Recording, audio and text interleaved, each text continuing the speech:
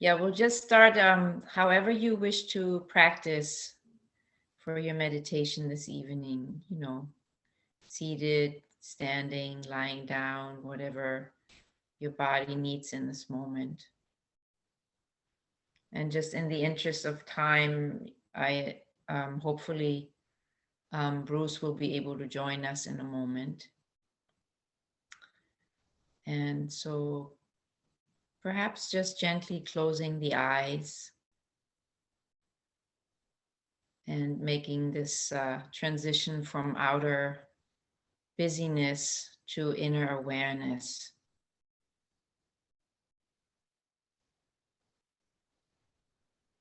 Giving the mind the opportunity to rest on the body and allowing the body to rest on your cushion, your sofa, your seat. And just taking a moment to let gravity to really root you down through the legs, the sit bones, the feet down into the earth. With a sense that you can just simply be held by the earth. Nothing to do, nothing to undo, simply being here.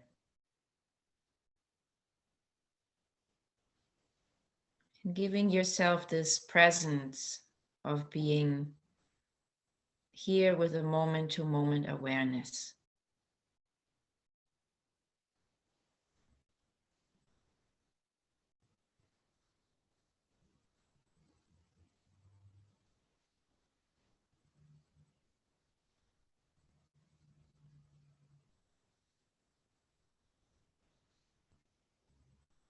See if you can begin to establish a deeper connection with your breath. Perhaps letting the mind rest in the breath.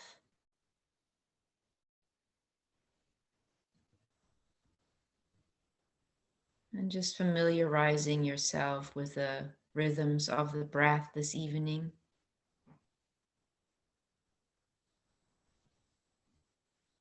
Taking a note of whatever which way it wants to flow right now. Fast or slow, deep or shallow, long or short.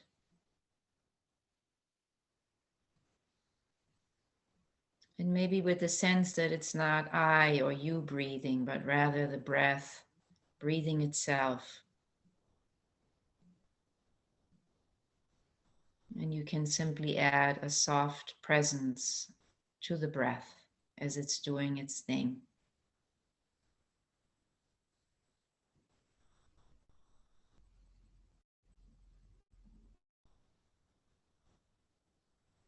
And so we'll sit in silence together for this time.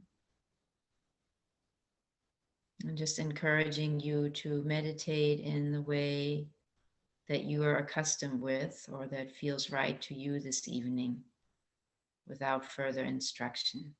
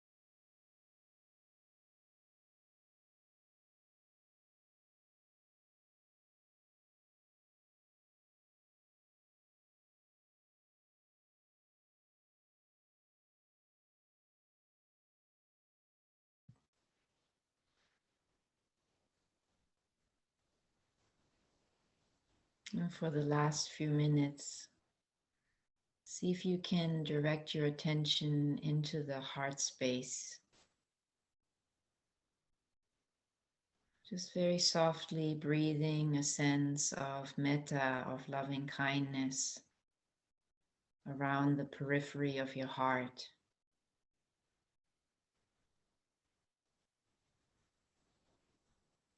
Imagining that you can tune in to the softness of the heart, the warmth of the loving kindness that you're guiding towards your heart.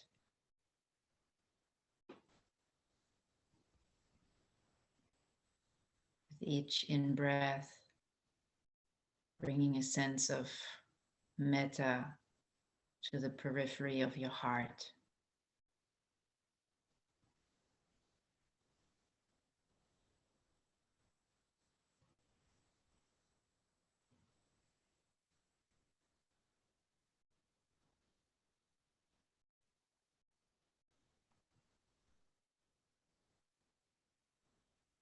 And you can invite the loving kindness to actually go inside your heart if your heart is open for that. And just inviting a sense of loving kindness to flow inside your heart.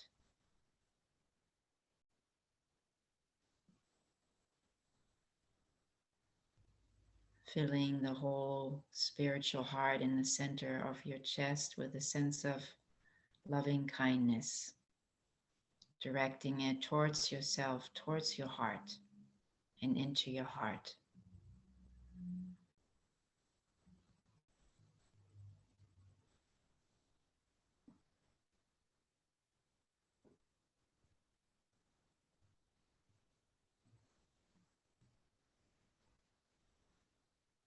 And as you keep breathing in this way, perhaps you can also invite in something uplifting, something that feels uplifting, a thought, a message, maybe a touch.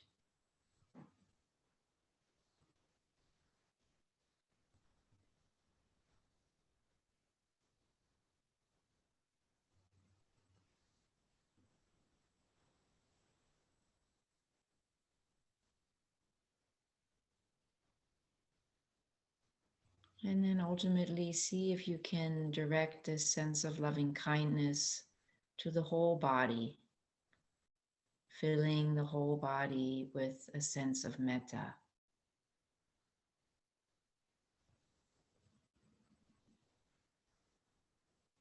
This is a sense of benevolence and kindness towards yourself.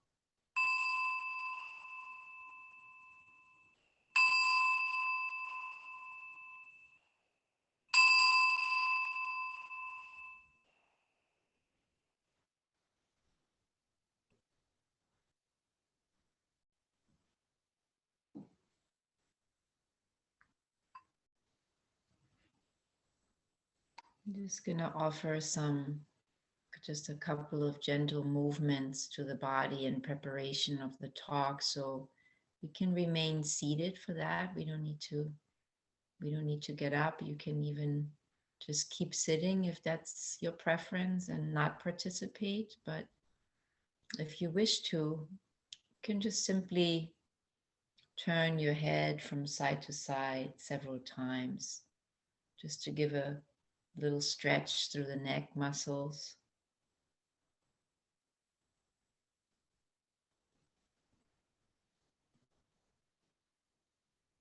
Perhaps extending the stretch a little bit further over to the side each time as the neck muscles open up a bit through the movement.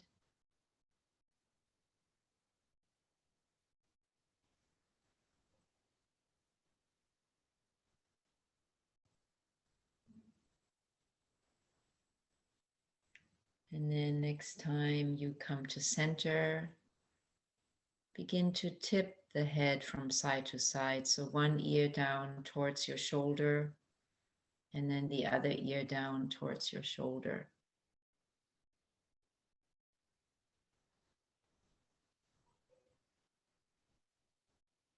So it's just the head moving from side to side, not the torso.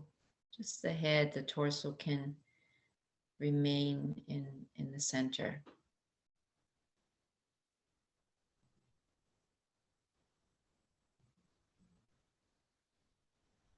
And then as you come back to the center, we'll just lift the chin up and then slowly let it come down towards the heart center.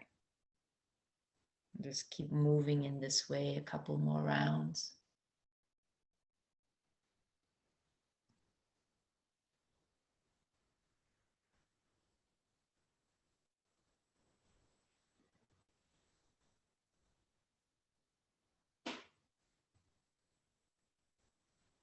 And then as the chin comes back to neutral, you can bring your hands onto your shoulders.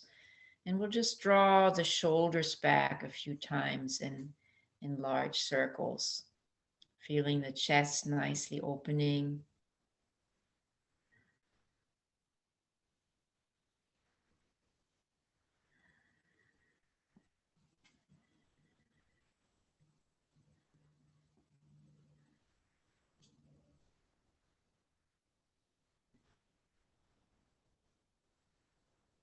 And then we'll gently bring the hands together at the heart center. And then on an in-breath, we're going to reach the arms up overhead, spread the arms wider apart. And then exhale, hands back together as you guide them down the midline back to the heart. Inhale, arms out to the side, opening the chest. Exhaling, hands back to the heart. Inhaling up, spread the arms wide, and then exhaling the hands back to the heart center. Inhaling out to the side, exhaling back to the heart center. Inhaling up and exhaling back to the heart. One more, inhaling out to the side, exhaling back to the heart. And we're just gonna place the left hand under the left buttock and then reach the right arm up overhead and then begin to slowly stretch the torso over to the left. See if you can keep the chest lifted, relaxing the left shoulder down, breathing space into the right side of your body.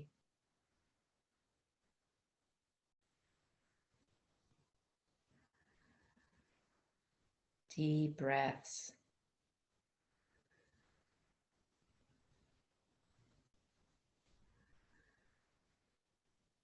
And then inhale, bring the torso back to center. The arm is still up. And then we're just going to place the right arm onto the left knee. Maybe take your left hand out from underneath the buttocks and just place it right behind your back as you're slowly twisting over to the left as best as you can, opening the left shoulder up towards the space behind you. And you can feel your heart center lifting here with each in-breath and the shoulders and chest relaxing with the out-breath.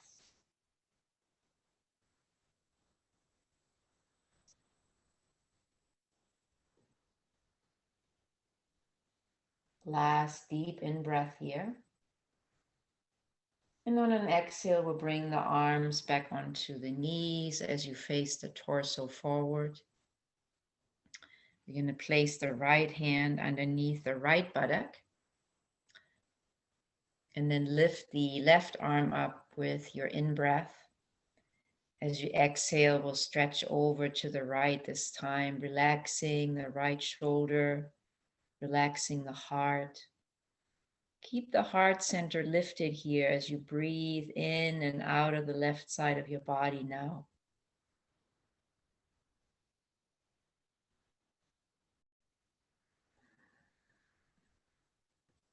Imagining that the in-breath reach all the way up to the fingertips.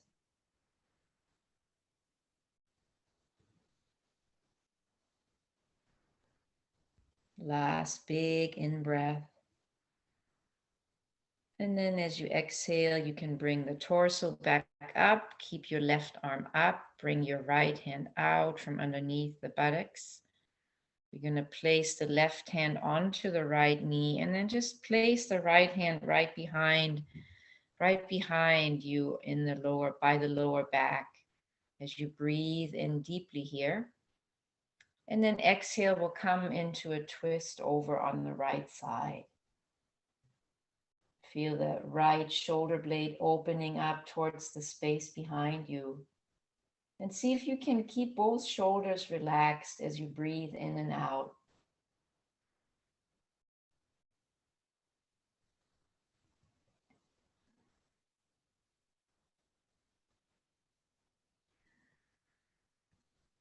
Last in-breath.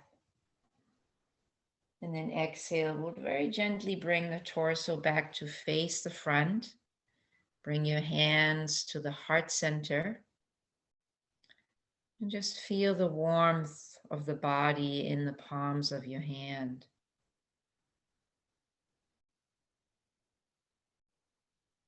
In your own way, you can return to a position that serves you to maintain for the next 15 minutes or so as Z guides us in a talk for the remainder of the hour.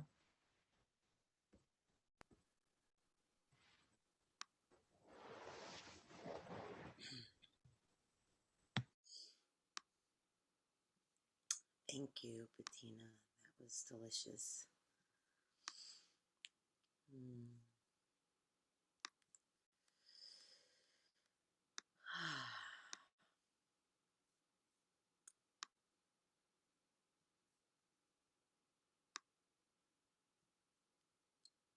So you're welcome to keep your eyes closed and maybe just listen to the sound of my voice as your meditation object, or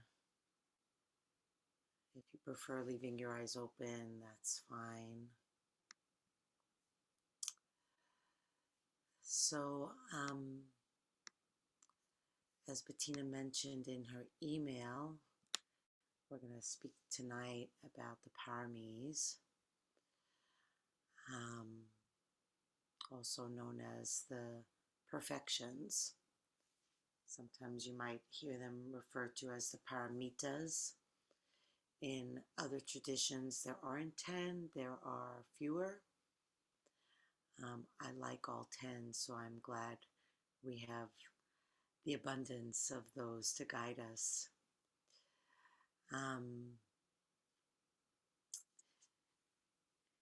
And we talked last week about right effort, the cultivation of wholesome states and the letting go of unwholesome states. And we've talked previously about the Brahma Viharas, which, of course, because they open the heart, are inclined to generate wholesome mind states. And more recently, Bettina, or maybe I don't remember, introduced the 5 precepts, the ethical conduct that helps to purify the mind. So all of these point in the same direction: the purification of the mind, the development of the wholesome, all of which is um, leading us down the path of liberation. And the paramis are just another version of wholesome mind states. And it's said that the Buddha spent all his lifetimes before becoming the Buddha perfecting these 10 qualities. And only because he had actualized all 10 was he then able to enlighten. So these are not just leading you down the path toward liberation, they're actually necessary preconditions to fully liberate the heart and mind. And there are these stories called the Jataka tales.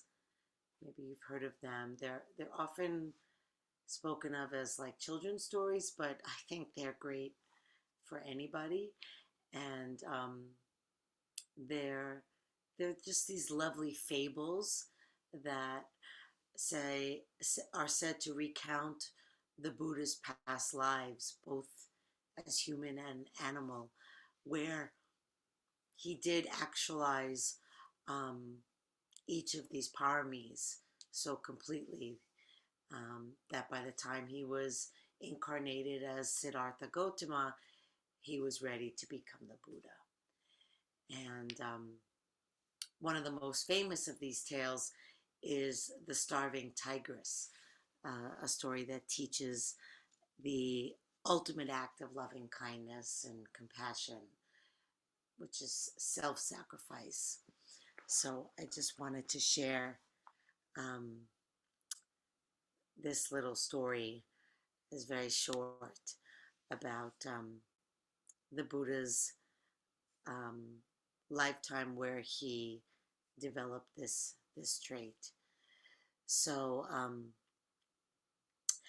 born into a family of Brahmins, those are the kind of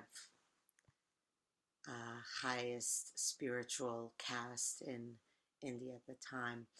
Born into a family of Brahmins renowned for their purity of conduct and great spiritual devotion, the future Buddha became a great scholar and teacher. With no desire for wealth and gain, he entered a forest retreat and began a life as an ascetic.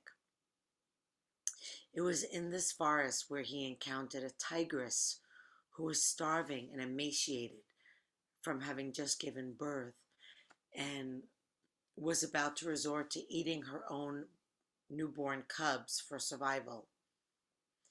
With no food in sight, the Bodhisattva, the future Buddha, out of incredible love and kindness, jumped off a cliff, landing right in front of the starving tigress, offering his body as food to her, selflessly forfeiting his own life. So you can see, they call them the perfections. That definitely represents the absolute personification of compassion and kindness. He really, in that lifetime, perfected that one parami. So, and of course, kindness is going to be one of the perfections. Without kindness, you're certainly never going to be a decent person, no less a Buddha. And we can look to the Brahma Viharas for one of the other ones as well, which is equanimity. And the other 8 are generosity, virtue, renunciation, wisdom, energy, patience, truthfulness, and resolve. I'll say them again. All 10 of them. Kindness, equanimity, generosity, virtue, renunciation, wisdom, energy, patience, truthfulness, and resolve.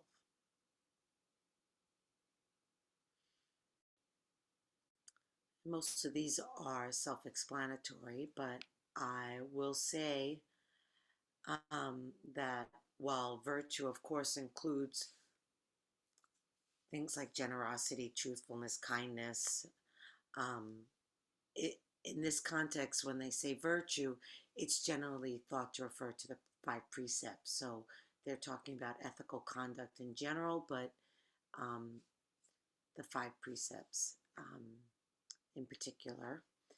And energy is also pretty obvious, but in this context, um, it refers to the energy needed to practice right effort. So, right effort's kind of an interesting thing. It's a quick reminder, it's the cultivation and the sustaining of wholesome mind states, and the relinquishing and preventing of unwholesome mind states. And, you know, wholesome states feel good to us, and unwholesome states feel kind of icky. So it's interesting, at least I remember early on in my practice, I always kind of questioned, like, why is it so hard to do the right thing when we're striving for happiness so innately and the right thing feels better? So, you would think the mind would naturally incline toward that which makes us happy, but it doesn't somehow, because I think it can delude itself about what makes us happy. Like we might think that pleasant things make us happy when they don't. They just reinforce greed a lot of times, which does not make us happy.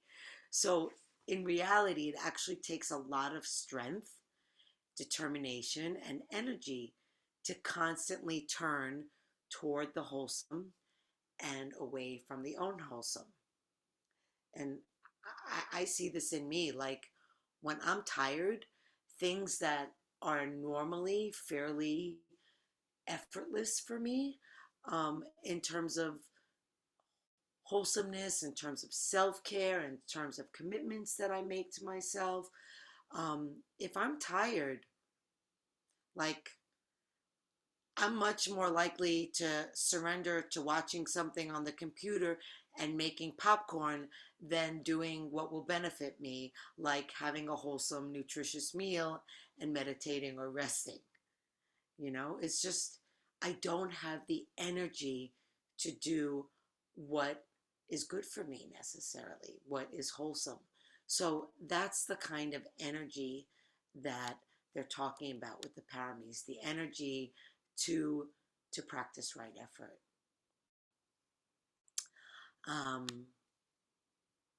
and what I like about the paramis is that they're kind of this like guiding light, if you will, like just a good checklist of, okay, these are the things that I want to work toward in my life. And they can be their own mindfulness practice. It's not like it's kind of like the precepts. It's not like the 10 paramis are like the 10 commandments.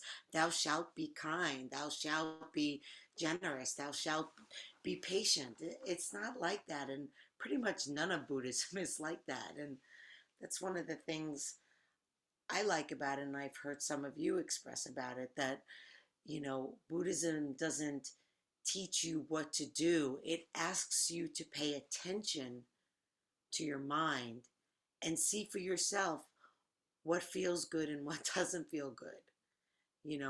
If you do this, does it work for you or does it not work for you?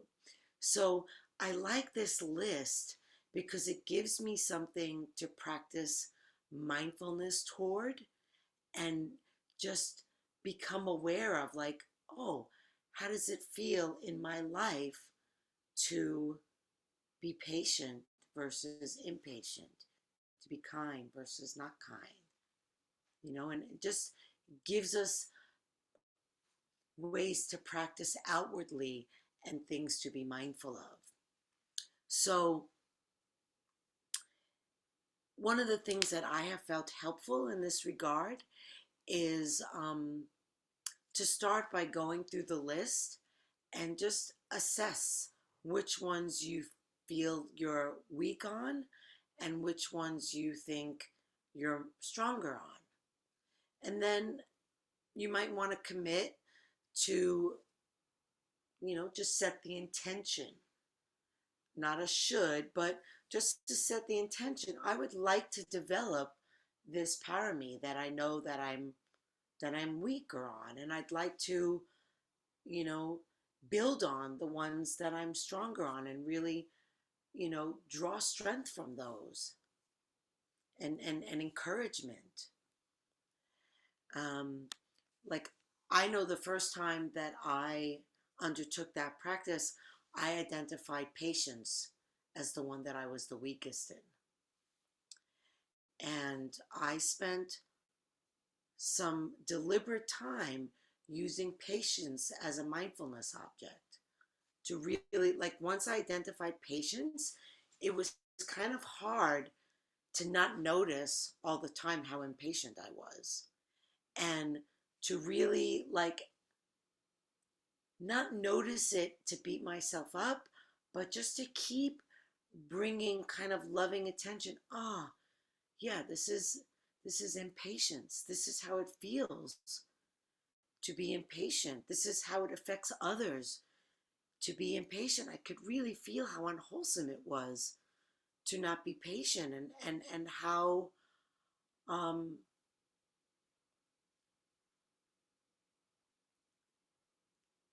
how I really didn't see it serving me on the path. So after spending a deliberate amount of time working on it, it kind of fell more into the background. But once you make a strong intention, it kind of lingers. And I think that that intention to cultivate patience kind of on some level always stayed, and my interest in it remained. And I don't know whether it ever rose in the ranks from 10th place to a higher place, but I do know, and I think maybe even Bettina could attest, that over the years, I have definitely developed more patience. I have,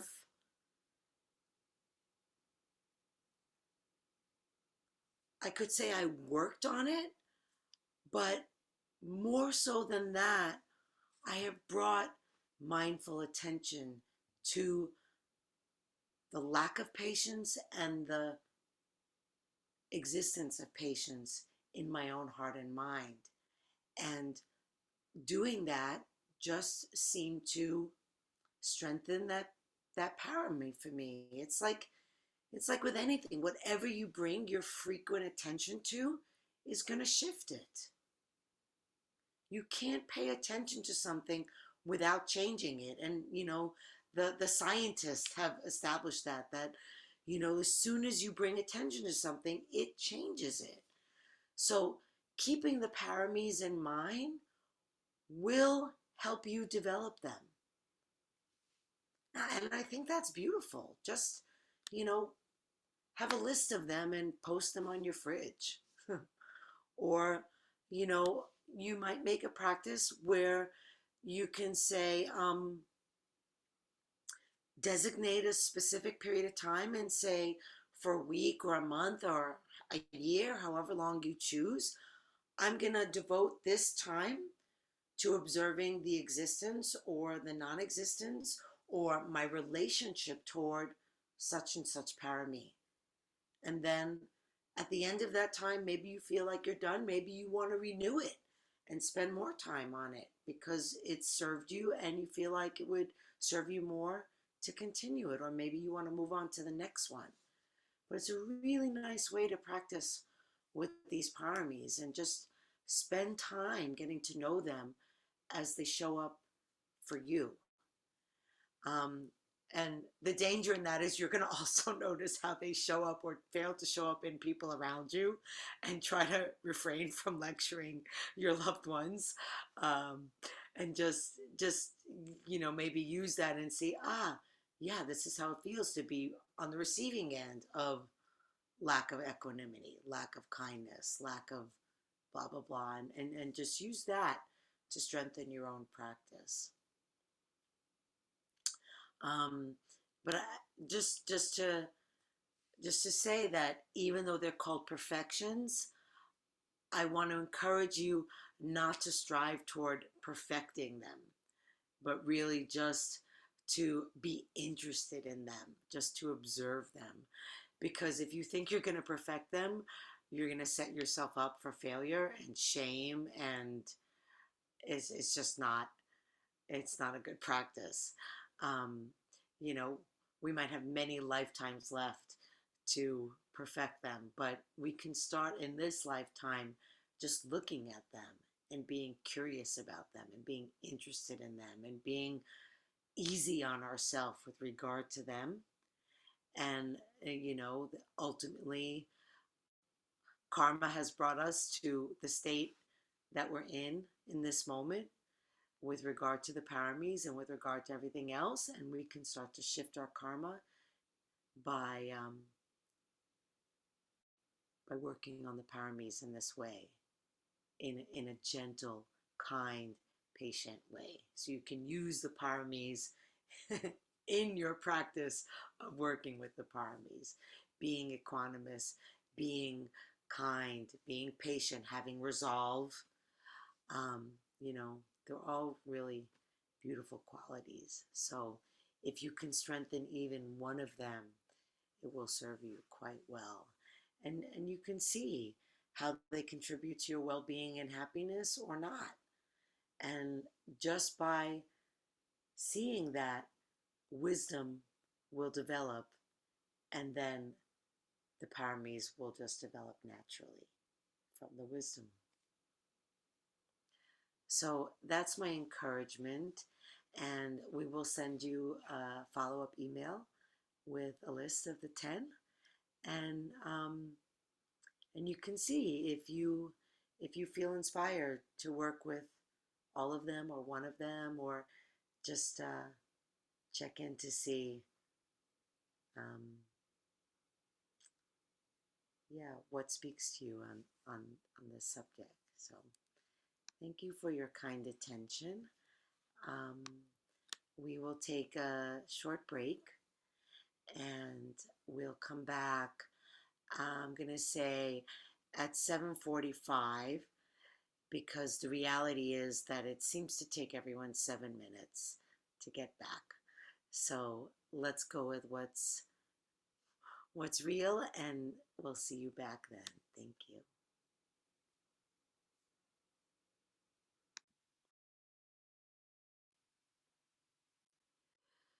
So the next paragraph in the verses on the faith mind is in the chat, and if somebody would like to read it, that would be wonderful.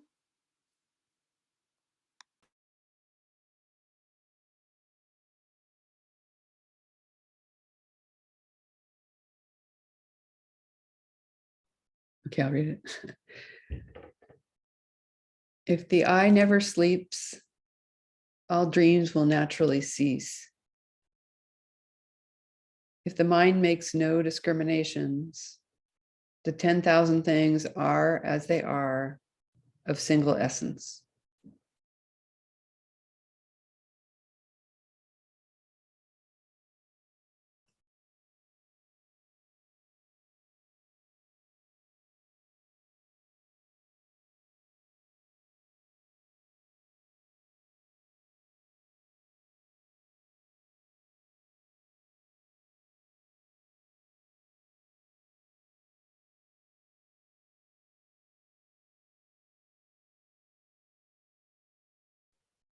Okay, this has got to be a trick. Usually these are so inscrutable that we tear our hair out trying to figure out the many meanings. This seems like incredibly obvious to me. Yeah, very true. We don't discriminate. It's all just one big thing. We never sleep. We're never going to dream. So just saying, I think I totally understand it without much suffering. So that's scary. I don't really get it. Like somebody else wrote this and slipped it in or something. I don't know. Does anyone agree that it's usually much more shrouded some kind of way, to me, anyone? That's really funny. I had the exact opposite sense. I agree with you that that half of it is very obvious, but to me, the first half was so poetic and so inscrutable. I was really looking forward to somebody else's wisdom on that because, you know, maybe Bruce, who's our maybe most adept poet in the group, could decipher that for me because I don't get it.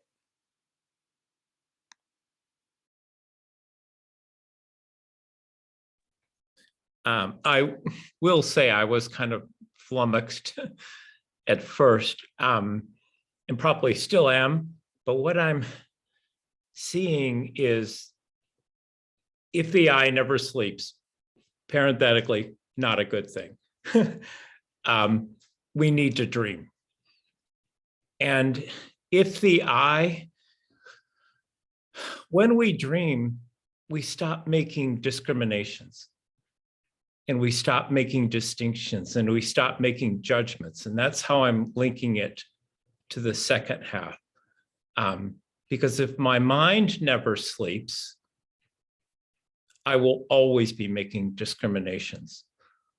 And then the 10,000 things won't be connected and it'll be just kind of almost a jungle. Everyone's on their own, there's no connection. So that's what I'm seeing, that the eye must sleep. And if the eye sleeps, well, if the eye sleeps, the mind will sleep. Because there's no input there. There's no, oh, seeing that person that looks funny, or seeing that person that bugged you, or turning on the TV and seeing a politician you don't like. All those things set me off.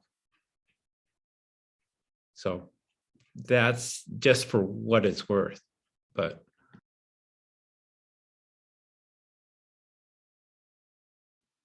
I'm going to chime in just for a second to say that I'm going to post the previous paragraph because I think it's contextually relevant, because the previous paragraph is the one, as you may or may not recall, that talks about hallucinations and all that stuff. And so I think the dreams are not in this context something good, but maybe referring to the hallucinations and the phantoms and the delusions and all those. I certainly don't know, but I think it would be helpful to have the context of the previous paragraph. So here it is.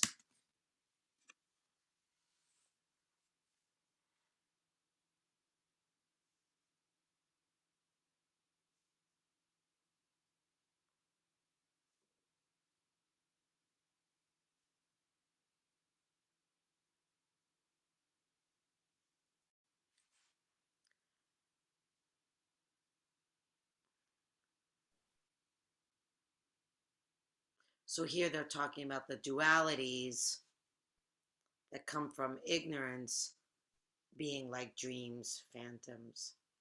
So I'm thinking maybe the dreams of this paragraph is referencing the dreams of the previous paragraph. Out of context, I really like your interpretation, but I'm thinking that,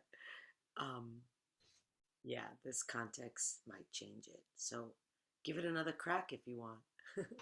yeah, I am thinking it was a little bit out of context now that I see this.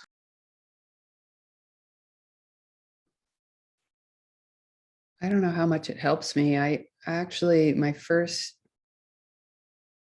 interpretation was the I meaning mindfulness and observing, and that dreams being future oriented. But I mean, that's just, I don't know, just out of context, that's kind of the way I saw it. Now trying to tie it with the last, I'm not sure. I don't know. Kind of at a loss.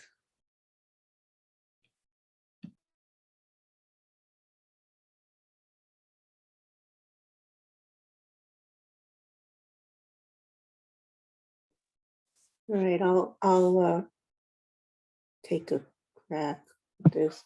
You know, I always thought that this was really complicating and not so easy. I still think it's really complicated and not so easy, but um, um, it um, a dream state to me is quite different than a state of being wakeful. Actually, for me,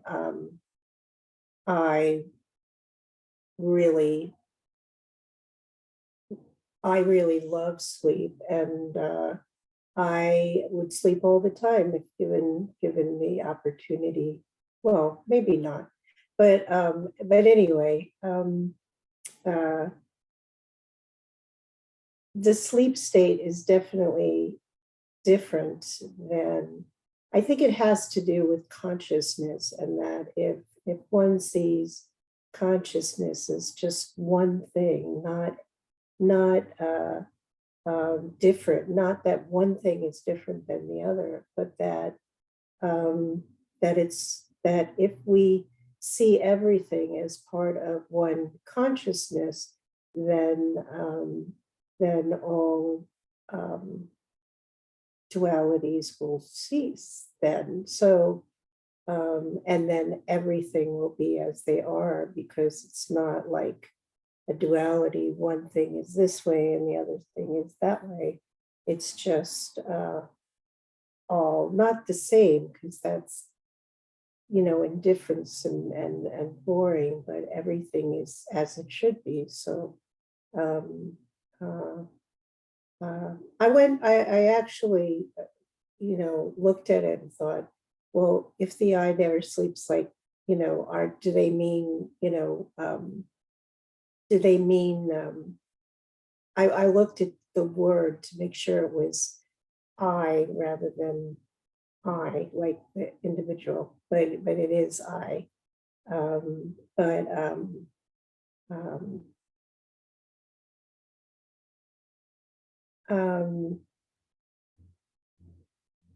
that said, we all go in and out of consciousness, and then I think that makes sense. Then, and I hope I'm not cross talking when I with Elaine saying, you know, like maybe the I being mindfulness, but you know, mindful attention to everything as it is. So anyway, that's what I was thinking. But I always found, to me, the everything in the verses are really clear. And then when I get to this, it's like, what? What are they talking about? But yeah, yeah, I think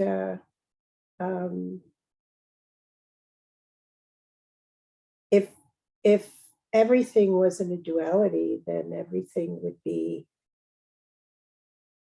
acceptable and within our ability to process, not to process, but just to allow it to be there.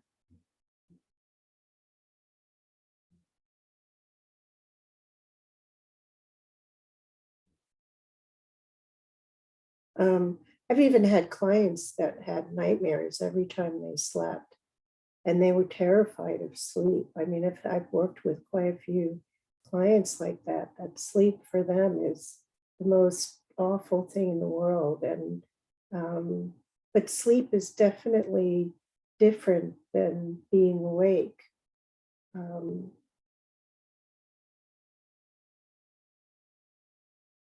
what if one was, I mean, I wonder, like the Buddha, when after enlightenment, did he, I'm sure that he slept, but did he have dreams? Did he, or was he conscious of what was going on in his sleep state as well? So anyway, that's all I have to say.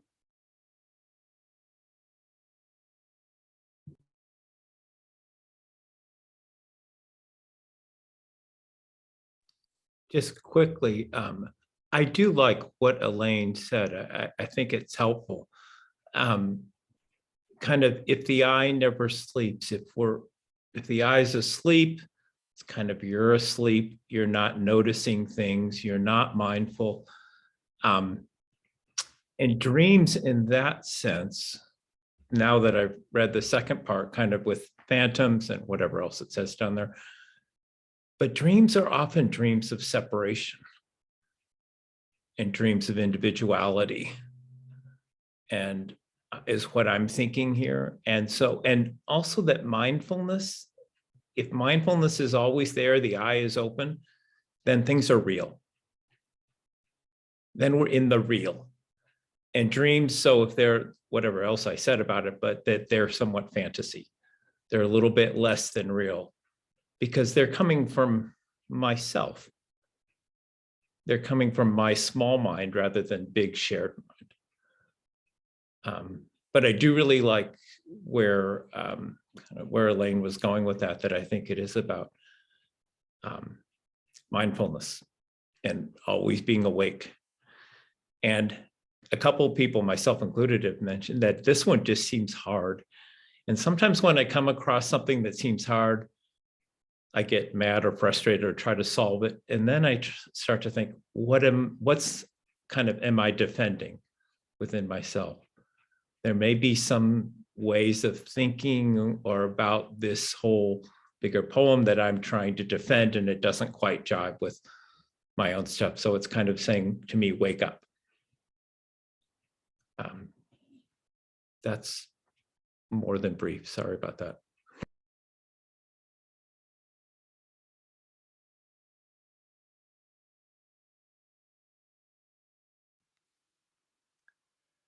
Yeah, now that you said what you said, Elaine, to me it does seem like you've unlocked the puzzle, and especially reading it after the previous paragraph and understanding the context of the dreams. And it's almost like, they want to say, like, all of this is what creates the dreams. And then they say, and here's how to make the dream stop. Pay attention, be awake. As soon as you go to sleep, you're going to dream, you know? And I like what Bruce just said about the dreams being, the ultimate dream is that we're separate. And the other thing that you said, Bruce, which is that the dream is not seeing things as they are. So I like what everybody's saying today. It's really enlightening, this stanza for me. Now it seems as simple as Linda saw it from the first place. So I'm coming full circle back to there. Like, yeah, if you stay awake, you're not going to have these delusions. So thanks, everyone.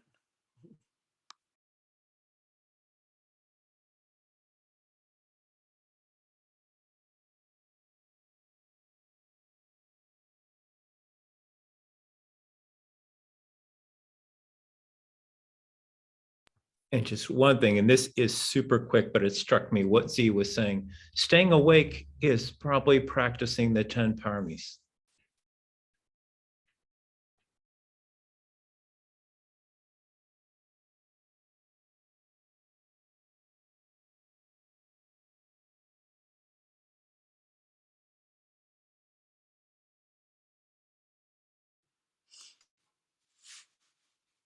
I love that. And I mean, being enlightened is the ultimate wakefulness. And if you practice the 10 paramis well enough, that's where it gets you.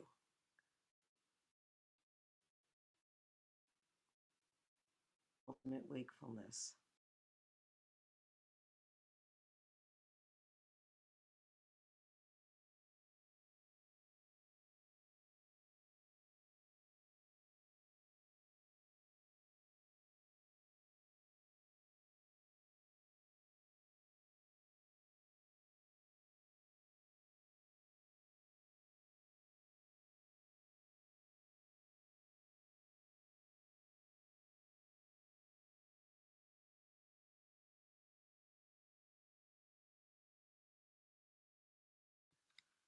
Okay, well, it looks like maybe that's all that needs to be said about that paragraph.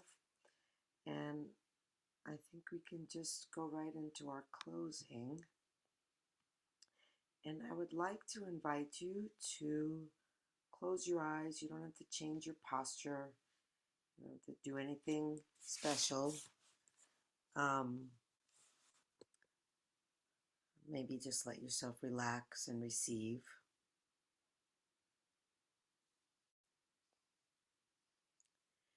And I thought maybe to close, I would reread the list of the 10 paramis.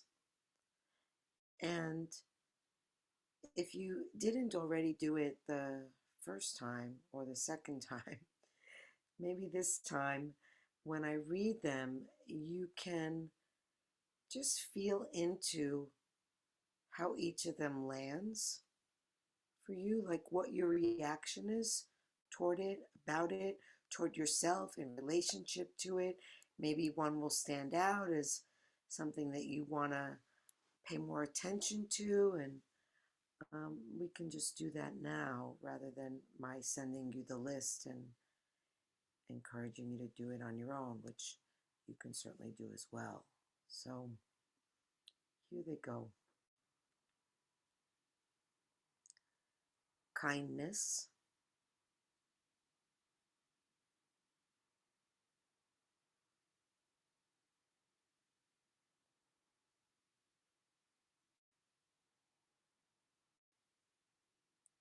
equanimity,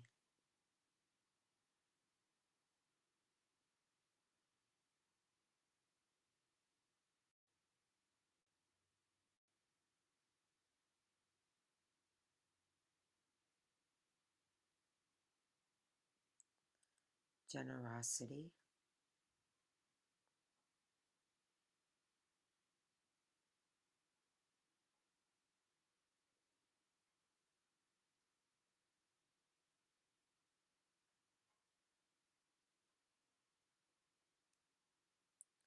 virtue,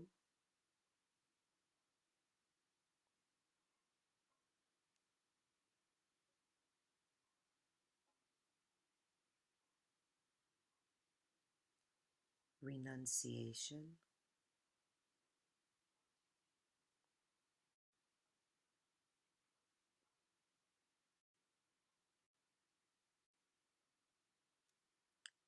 wisdom,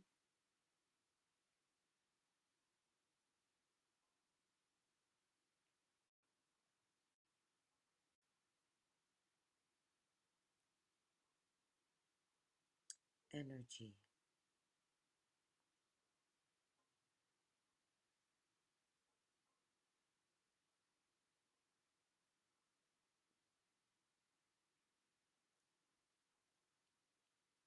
patience,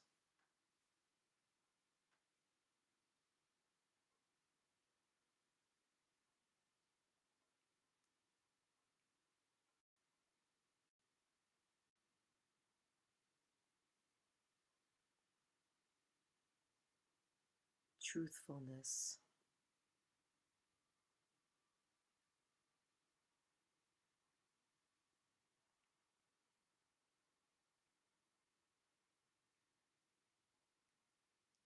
resolve.